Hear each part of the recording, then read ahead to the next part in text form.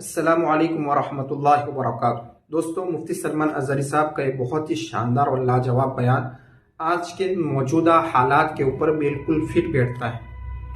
دوستو، جو مسلمانوں کے اوپر ظلم کیا جا رہا ہے، مسلمانوں کو ستایا جا رہا ہے، مسلمانوں کو پریشان کیا جا رہا ہے، اور جو ظلم کے پہاڑ توڑے جا رہے ہیں، ان کے ساتھ کیا ہوگا اور ان کا انجام کیا ہوگا، کتنا خطرناک ان کا انجام ہوگا، مفتی سلمان اظہری صاحب نے اس بیان کے اندر بتلایا ہے۔ دوستو، اگر آپ ظلم کرتے ہیں تو ظلم سے باز آ جائیے، کیوں؟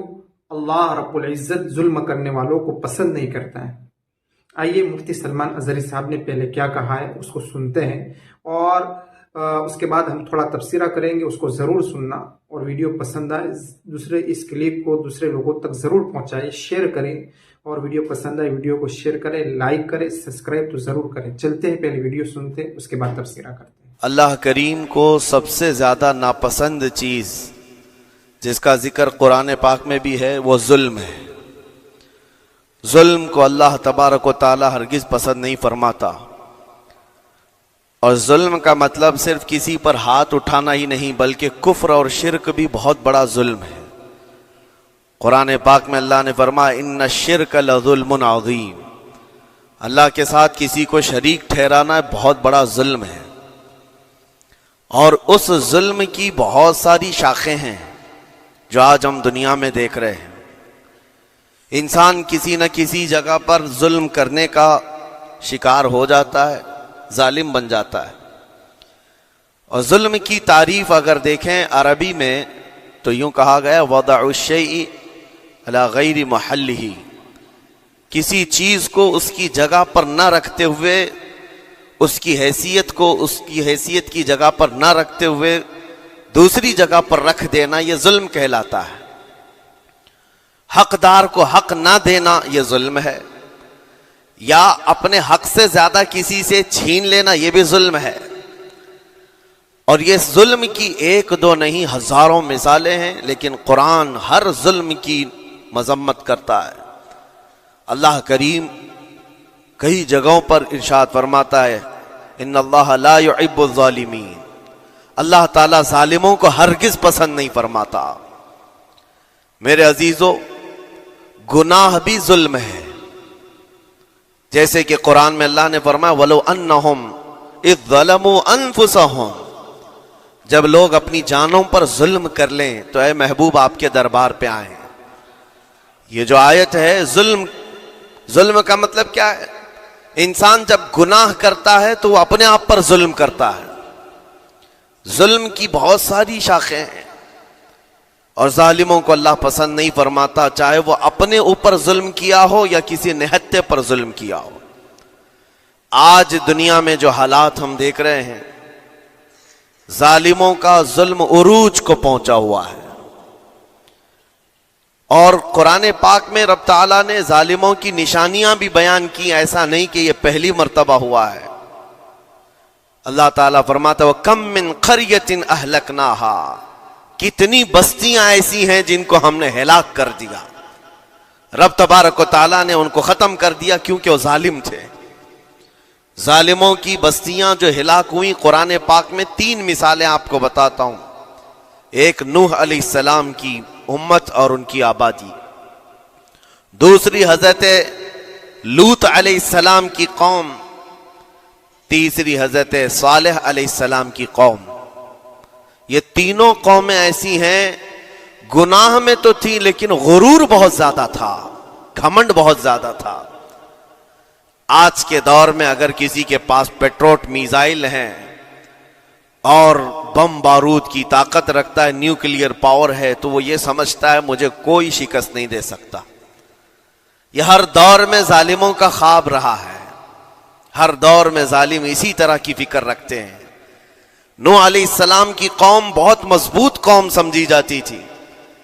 اللہ تعالیٰ نے اپنے نبی کو جب حکم فرمایا کہ آپ ایک کشتی بنائیں بہت بڑی، تو وہ آپ کا مذاق اڑاتے تھے۔ یہاں دور دراز کہیں نہ ندی ہے، نہ نالا ہے، نہ سمندر ہے، کشتی کس میں چلاؤ گے؟ اللہ کے نبی کو پتا تھا کہ عذاب آنے والا ہے، اور اپنے ایمان والوں کو آپ ڈرا بھی رہے تھے، لیکن کفار و مشرکین غرور و تکبر میں ایسے تھے یہاں تک کہ نوح علیہ السلام نے اپنے بیٹے کو بلا کر کہا جو کافر تھا، کہا میرے ساتھ آ جا، یا بنی ارکم معنا ولا تکن مع الکافرین، بیٹا ہمارے ساتھ آ جا، کافروں کے ساتھ مت جا۔ اس نے کیا کہا؟ قال سآوی الی الجبل یعصمنی من الماء، میں تو پہاڑ کی اونچی چوٹی پر چلا جاؤں گا، تمہارا پانی مجھے کچھ نہیں کر سکے گا۔ یہ اس وقت ظالموں کا خیال تھا، گمان تھا۔ پھر اللہ تعالیٰ قرآن پاک میں فرماتا ہے وَفَجَّرْنَا الْأَرْضَ عُيُونًا، ہم نے زمینوں کے سارے چشمے پھاڑ دیے، ہر جگہ سے پانی کے سوتے نکلے، اور پھر آسمان کے سارے دروازے کھول دیے۔ فَفَتَحْنَا أَبْوَابَ السَّمَاءِ بِمَاءٍ مُنْهَمِرٍ، اللہ فرماتا ہے آسمان کے سارے دروازے پانی کے کھول دیے، آسمانوں سے پانی اور زمینوں سے پانی۔ فَالْتَقَى الْمَاءُ عَلَى أَمْرٍ قَدْ قُدِرَ، سورہ قمر کی آیتیں ہیں، رب تعالیٰ فرماتا ہے پانی اتنا بڑھ گیا کہ جو رب تبارک و تعالیٰ کی طے کی ہوئی معینہ نشانی تھی وہاں تک جا کر پانی مل گیا، روئے زمین پر کوئی باقی نہ رہا سوائے حضرت نوح علیہ السلام کی کشتی کے، کوئی نہیں باقی رہا۔ جب یہ پانی پھیل گیا، کیا پہاڑوں کی چوٹیاں، کیا محلوں کی اونچائیاں، سب غرق ہو گئے، اور وہ جبابرہ، وہ قوت کے بادشاہ جو کہتے تھے ہمارا کوئی کچھ نہیں بگاڑ سکے گا، سڑ گئے پانیوں میں۔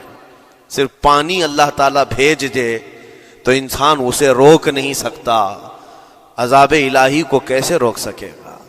دوسری گھمنڈی قوم، غرور میں مبتلا قوم تھی حضرت لوط علیہ السلام کی قوم، جو بدکاریوں میں ملوث تھے۔ اللہ کا جب عذاب آیا تو قرآن پاک میں رب تعالیٰ فرماتا ہے وَأَمْطَرْنَا عَلَيْهِمْ حِجَارَةً مِّن سِجِّيلٍ، نوکیلے پتھروں کی ہم نے ان پر بارش کی۔ فَجَعَلْنَا عَالِيَهَا سَافِلَهَا، ان کی اونچائیوں کو اٹھا کر کے نیچے پلٹ دیا گیا، زمین کو فرشتوں نے اوپر تک اٹھایا اور اس کے بعد پلٹ دیا، یہ پوری بستی غرق ہو گئی، ختم ہو گئی۔ یہ بستی بھی وہی تھی جس کو حضرت لوط علیہ السلام بار بار تنبیہ کرتے تھے کہ ظلم سے بچو، ظلم سے بچو، ظلم اللہ کے عذاب کو دعوت دیتا ہے، لیکن وہ مذاق اڑاتے تھے، اور جب ہلاک و برباد ہو گئے، ختم ہو گئے، ان کی نشانیاں بھی باقی نہیں رہی۔ وہ پتھروں کی بارشیں کہاں ہوئی تھی واللہ عالم، لیکن میرے عزیزو ہم نے دیکھا ہے جہاں یہ قوم آباد تھی اس علاقے کو آج بتایا جاتا ہے وہ جارڈن کا علاقہ تھا، بحر مردار جہاں پر آج باقی ہے، ڈیڈ سی۔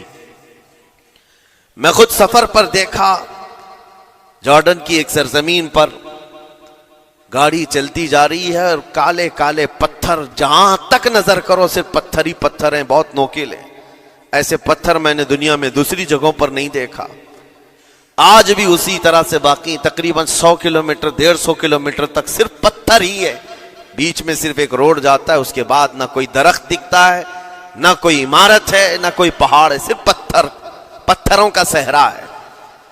آج کی اس صدی میں دیکھ کر کے ان پتھروں کو ہیبت طاری ہو جاتی ہے، جس وقت وہ برسے ہوں گے ان کی حالت کیا ہوگی۔ اور میں یہ نہیں کہتا بالضبط کہ یہ وہی پتھر ہیں جو برسے تھے، واللہ عالم، لیکن میرے عزیزو نشانیاں آج بھی عذاب الہی کی موجود ہیں۔ تیسری قوم تھی قوم شعیب اور قوم صالح علیہ السلام، یہ دونوں قوموں کے بارے میں ذکر کرتا ہوں۔ حضرت شعیب علیہ السلام کی قوم صرف ناپ تول میں کمی کرتی اور کفر و شرک بھی کرتے، شعیب علیہ السلام ان کو روکتے تو وہ ان کا بھی مذاق اڑاتے، اور جب عذاب الہی کے آنے کی بات کیا تو جانتے ہیں کیا کہا انہوں نے؟ یہ وہ قوم تھی جو پتھروں کو تراش کر کے گھر بنا لیتے تھے، یعنی پورے کے پورے پہاڑ کو، پتھروں کا جو پہاڑ ہوتا ہے اس کو تراشتے تھے، اور ایک آدمی کا ایک گھر ایک پہاڑ۔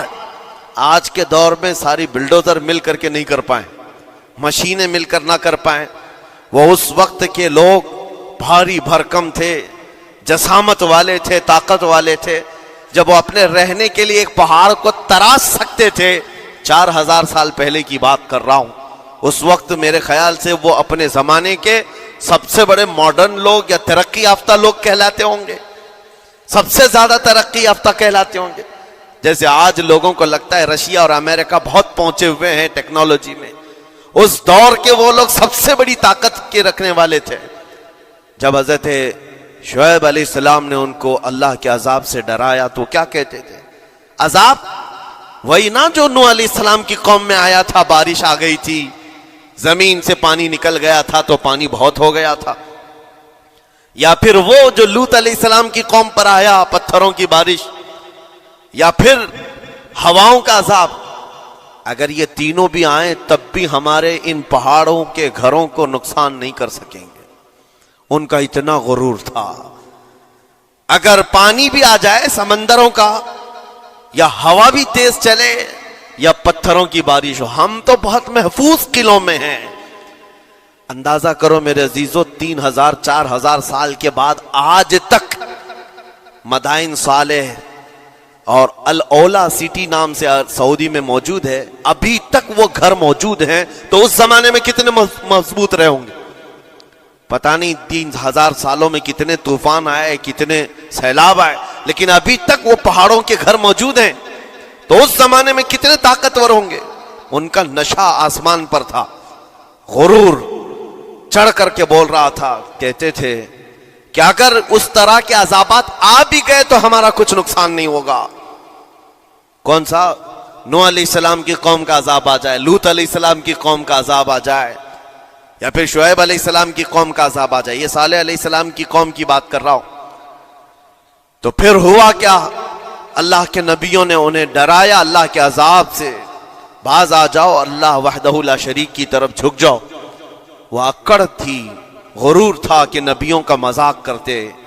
پھر ہوا کیا؟ قرآن کہتا ہے صرف ایک فرشتے کو اللہ تعالیٰ نے زمین پر اتارا، ایک فرشتے کو اتارا، اور اس کے بعد اس فرشتے نے ایک چنگھاڑ لگائی، ایک آواز کی.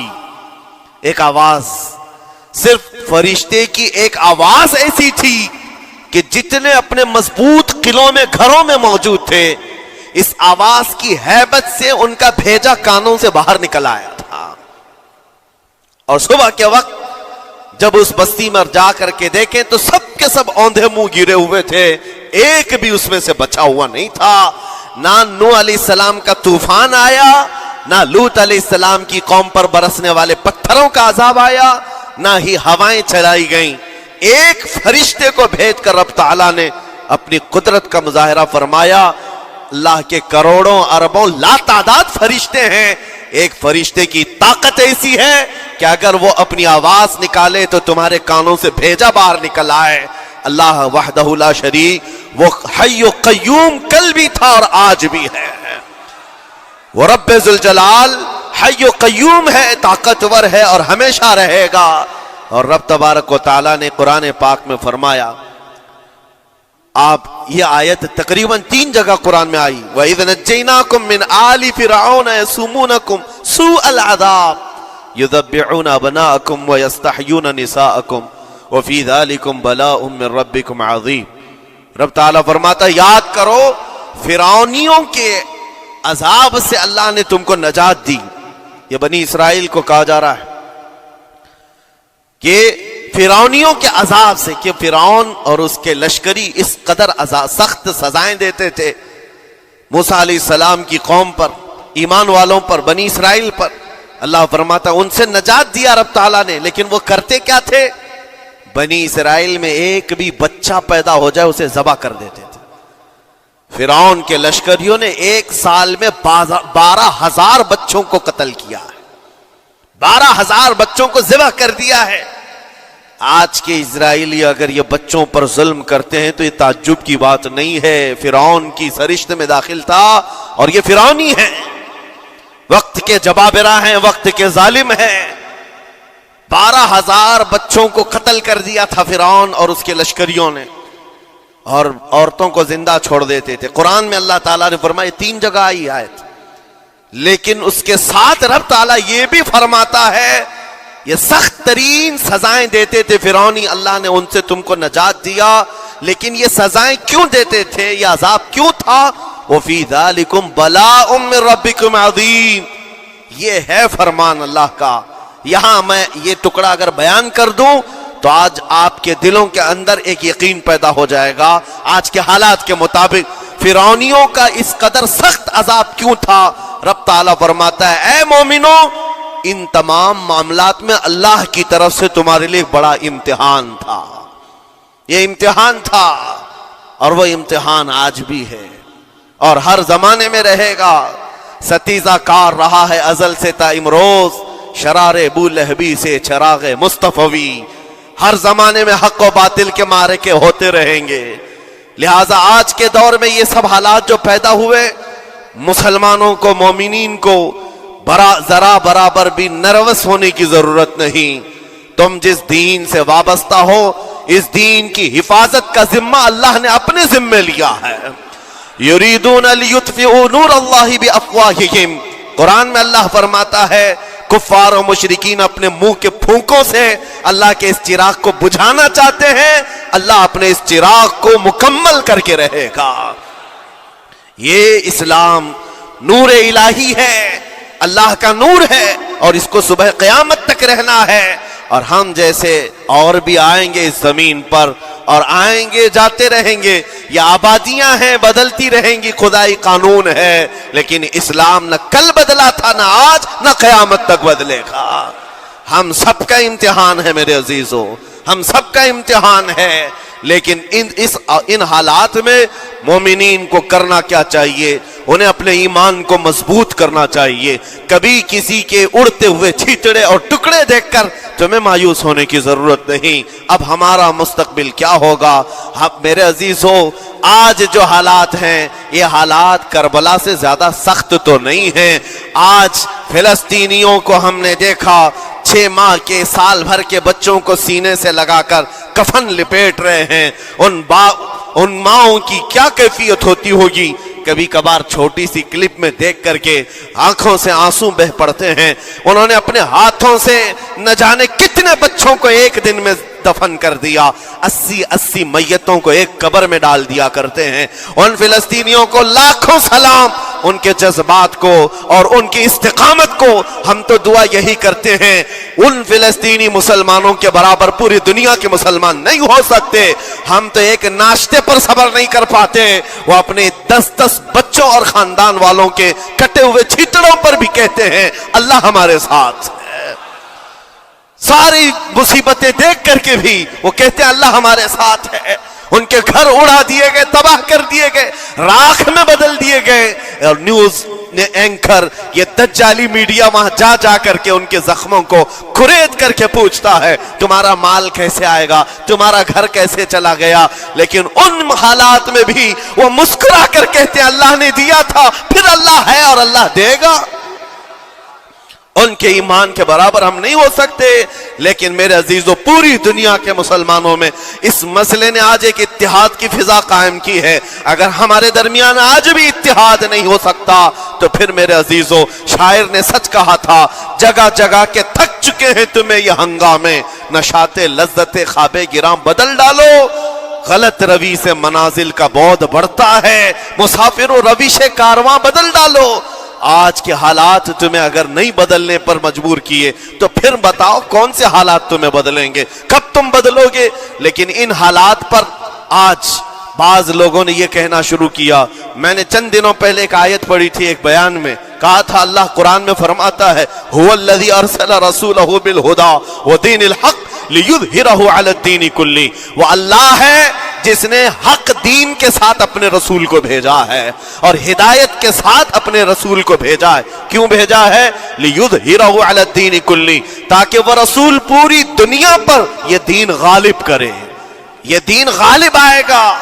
تو بعض مجھ سے کہنے لگے مولانا سٹیج پر بیٹھ کر چلاتے ہو، کئی کرسیوں پر بیٹھ کر کہتے ہو کہ تمہارا دین غالب آئے گا. تمہارا دین تو آج ٹکڑے ٹکڑے کیا جا رہا ہے، کوئی کچھ نہیں کر پاتا.